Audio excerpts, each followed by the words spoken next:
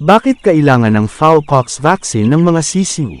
Ang fowlpox vaccine ay mahalaga para sa mga sisiw dahil ito ay nagpoprotekta laban sa sakit na fowlpox, isang viral disease na madaling makahawa sa mga manok.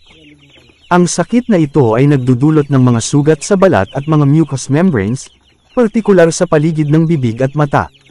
Maaari rin itong magdulot ng pagbaba sa produksyon ng itlog at kahit pagkamatay sa mga malulubhang kaso. Benepisyo ng fowlpox vaccine.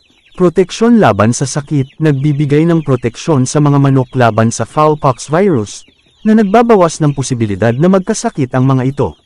Pag-iwas sa pagkalat ng sakit, kung protektado ang iyong mga manok, mababawasan ang panganib na kumalat ang virus sa buong kaon. Pagpapabuti ng kalusugan ng manok, ang mga manok na hindi nagkakaroon ng fowlpox ay mas malusog at mas produktibo. Kailan dapat ibigay ang bakuna? Ang bakuna ay karaniwang ibinibigay sa mga sisiw sa edad na 6 hanggang 10 linggo. Mahalaga na ang mga sisiw ay malusog at nasa tamang kondisyon bago bakunahan. Paano ibinibigay ang bakuna? Ang fowlpox vaccine ay kadalasang ibinibigay sa pamamagitan ng wing-web method. Narito ang mga hakbang. Paglilinis, siguraduhing malinis ang mga kagamitan at ang lugar kung saan ibibigay ang bakuna. Paghalo ng bakuna, sundin ang mga tagubilin sa package para sa tamang paghahalo ng bakuna. Pag-inject, gamit ang isang maliit na karayom, iturok ang bakuna sa webong sa pagitan ng buto at balat ng pakpak ng sisiw.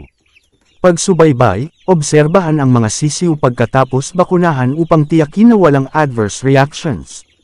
Ang pagbabakuna laban sa fowlpox ay isang mahalagang hakbang upang mapanatiling malusog at produktibo ang iyong mga manok, kaya siguraduhin isama ito sa iyong regular na health management program.